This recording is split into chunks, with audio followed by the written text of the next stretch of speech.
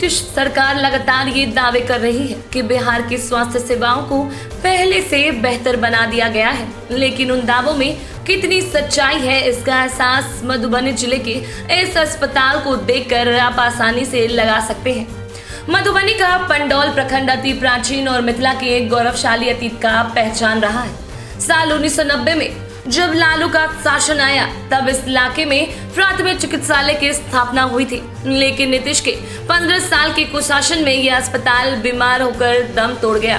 पंडौल के सरिसपाही के अलावा अन्य 3 और पंचायतों के मरीजों का यह एकमात्र चिकित्सालय रहा है, लेकिन पिछले 2 सालों से यह बंद पड़ा है।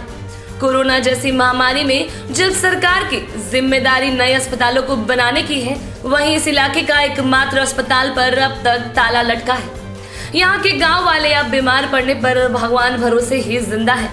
पिछले साल कोरोना महामारी के बाद स्थानीय लोगों ने इस अस्पताल को फिर से खोलने की मांग की।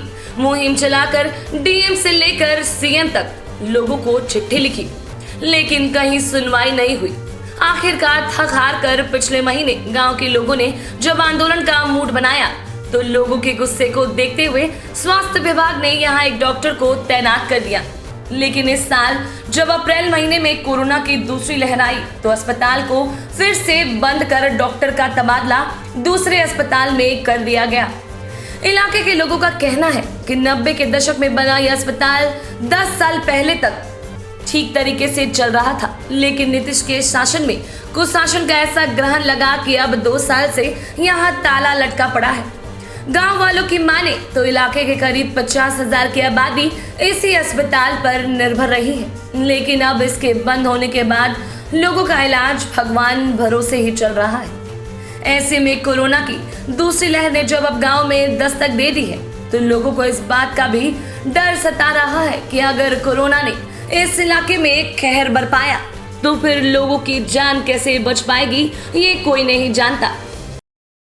देखिए, मैं आपको बता देना चाहता हूं कि यहाँ पे यदि एक आदमी को किसी को पेट में दर्द यदि उठ जाए रात बिरात कहीं पे, तो यहाँ से यदि अच्छी स्वास्थ्य की यदि व्यवस्था है तो चाहे दरभंगा या मधुबनी, यहाँ से 30 किलोमीटर की दूरी हम लोगों को तय करना पड़ेगा, तब हम लोगों को अच्छा स्वास्थ्य व्यवस्था की व्यवस्था मिलेगी।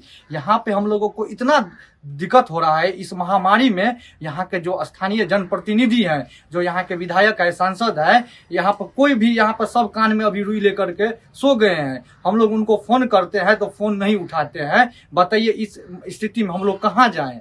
बस यही स्थिति है जो आप देख ही रहे हैं, जो यहाँ पर एक दवा के लिए हम लोगों को भटकना पड़ता है, मधुबनी या दरभंगा जाना पड़ता है। ये अस्पताल कब से बंद है? ये अस्पताल पिछले 2 सालों से बंद है। पिछले कोरोना महामारी के शुरुआती दौर से ये अस्पताल बंद है।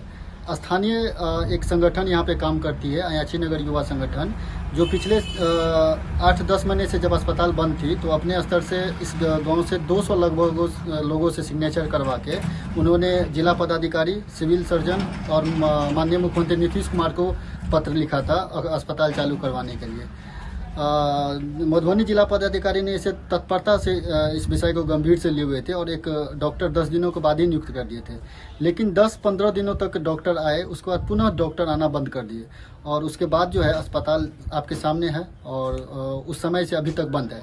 इस अस्पताल से लगभग 50 से 60 हजार लोगों के 15 साल पहले जो इस अस्पताल की स्थिति थी, 50 से 60 हजार लोग यहाँ इलाज करवाते थे, इस परिसर के लोग। लेकिन आज जो अस्पताल की स्थिति है आपके सामने है और बहुत ही दयनीय स्थिति है।